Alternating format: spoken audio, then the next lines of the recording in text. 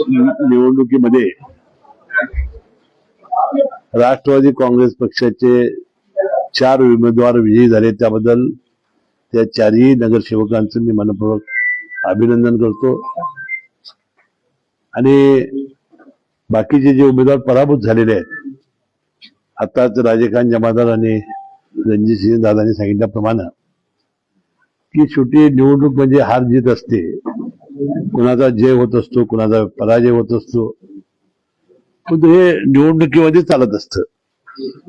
आणि म्हणून आज त्यांना भेटावं, या निवडणुकीमध्ये जे कार्यकर्त्यांनी जीवाचं रान केलं आहे त्यांचे आभार मानावेत.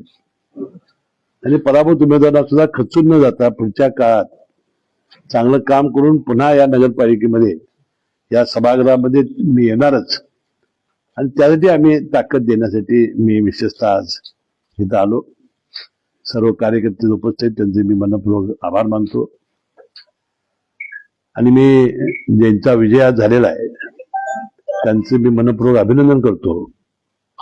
त्यांनी चांगलं काम करावं, या नगरपालिकेमध्ये जे आश्वासन दिले असतील ते त्यांनी पूर्ण करावीत आणि त्यांचा संसार हा सुखाचा व्हावा, नांदा सौख्य बरे, अशा प्रकारच्या माझ्या मनपूर्वक त्यांना शुभेच्छा आहेत.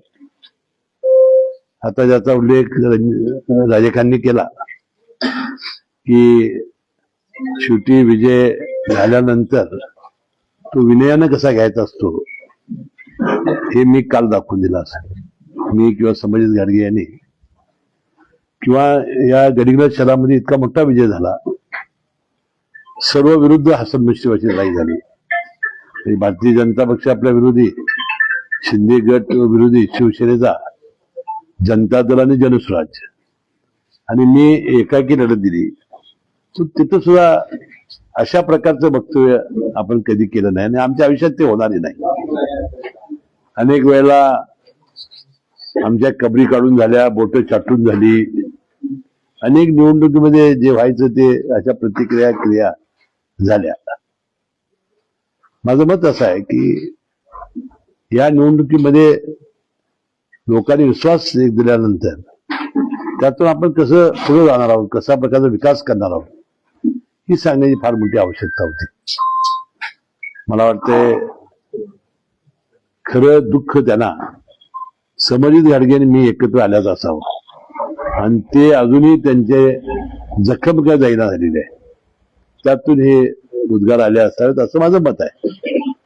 शेवटी राजकारणामध्ये जवळजवळ 40 वर्ष मी आहे आणि अनेकांचे आपल्याला संघर्ष करण्याची वेळ सुद्धा आलेली आहे. तो संघर्ष करत असताना आपण कशा पद्धतीनं बोलावं याचं सुद्धा तारतम्य अशा सामाजिक कार्यकर्त्यात काम करणाऱ्या माणसाजवळ असावं लागतं. ठीक आहे, त्यांना ते लकलाप, मी काय त्यांच्यावर वाईट बोलणार नाही, परंतु भविष्य काळामध्ये आम्ही चांगलं काम करू आणि अनेक वर्ष राष्ट्रवादी काँग्रेस पक्षानं जे स्थान मिळवलेलं आहे ते श्रम करून, आता मी काय हिटलर नाही, मी लोकांचा सेवेकरी आहे.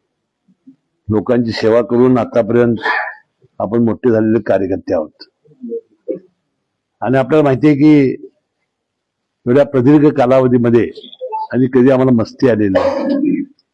आमची ना बाप जाद्याची कुणाची पुण्याई होती, ना आमचे वडील खासदार आमदार होते.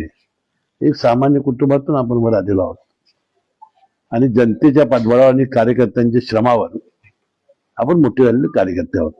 हे भान मी नेहमी माझ्या मनामध्ये ठेवलेलं आहे आणि मी माझ्या कधी मर्यादा ओलांडलेल्या नाहीत. मी आता जवळजवळ 21-22 वर्ष राज्याचा मंत्री आहे.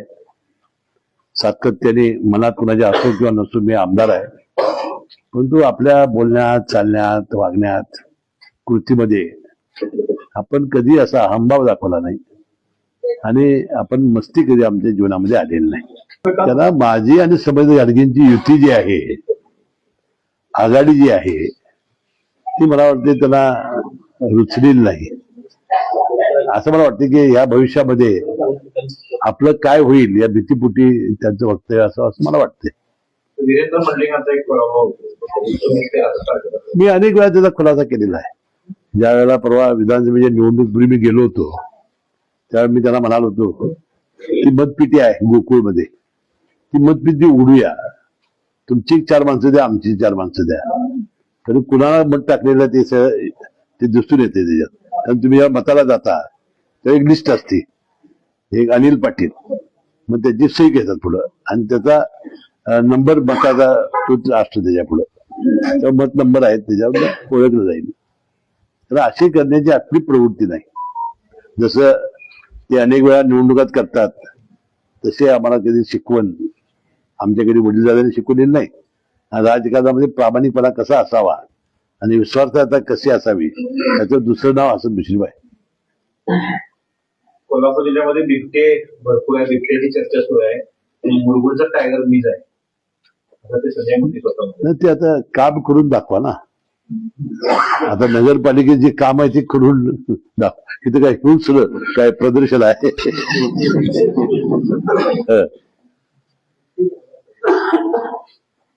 कोल्हापूर ऑफिसमध्ये गेले शिवसेनेच्या, तिथून प्रकाश आंबेडकरवरती बसले होते. त्यामुळे ते म्हणले की हा गुलाल त्याचा घेऊन आलोय आणि तो गुलाला कोल्हापूर महानगरपालिकेमध्ये सुरू राहील अशा पद्धतीने वक्तव्य केलं.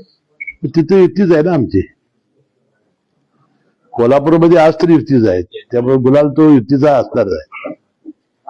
जिल्हा परिषद आणि पंचायत समिती नाही तो आता ज्या त्या वेळेचा प्रश्न आहे ना.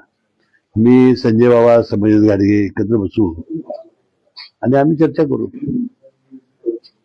आपण म्हणलं होतं की राजे तुम्ही एकत्र बसणार आणि संजय मंडलिक यांचा काय निर्णय घ्यायचा तो आपण ठरवू असं म्हणलं होतं का राजे? नाही, त्यांची इच्छा दिसत नाही ना.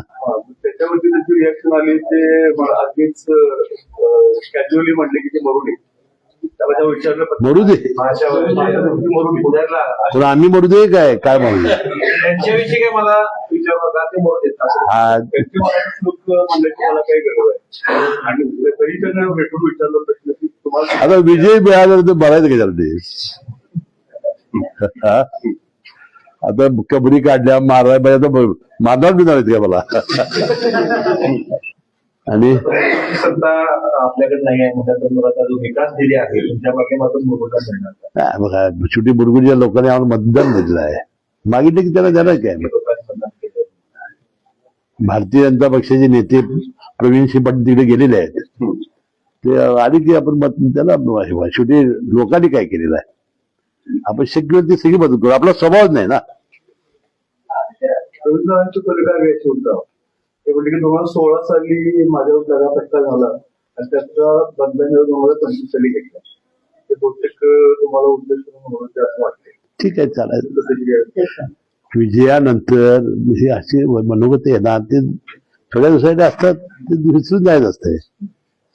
कागल तालुक्यामध्ये जे 3 नगरपालिका आहेत त्यामध्ये कागल, गडिंग्लज फार अवघड सगळे आणि तिथं थोडं म्हणजे घासाघास होईल असं वाटतं, ते मध्ये तुमच्याकडे आली. कागल तर आलीच, पण मग मुरगुडमध्ये राष्ट्रवादीला अपयश या पाठीनं नेमकं कारण शेवटी निधी आणि विधीवर असे राजकारण होत नाही. काय तर आता दोघांनी सांगितलं काय तर चुकलं आमचं, आम्ही आत्मपरीक्षण करू, चूक सुधारू. शेवटी निवडणूक असते ना.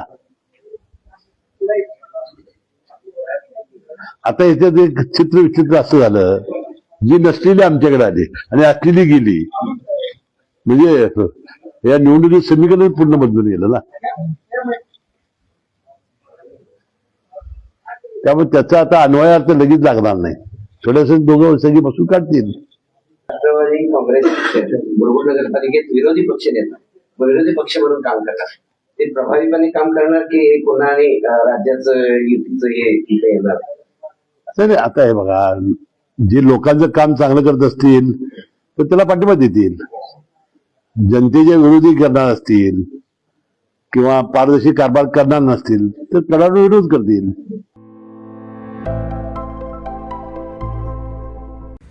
मटण थाळी, चिकन थाळी, स्पेशल गावरान चिकन थाळी इतकंच काय, ऑर्डरनुसार मुंडी रस्सा आणि खेकडा थाळी. आणि हो, शाकाहारी लोकांसाठी खास व्हेज गावरान थाळी सुद्धा उपलब्ध आहे बरं का. चला तर मग अस्सल कोल्हापुरी जेवणाचा आनंद घेऊया. आजचा बेत फक्त रानवारा रिसॉर्ट मध्ये. संपर्क 9209761353. पत्ता कोल्हापूर पन्हाळा रोड, केरले, मानेवाडी.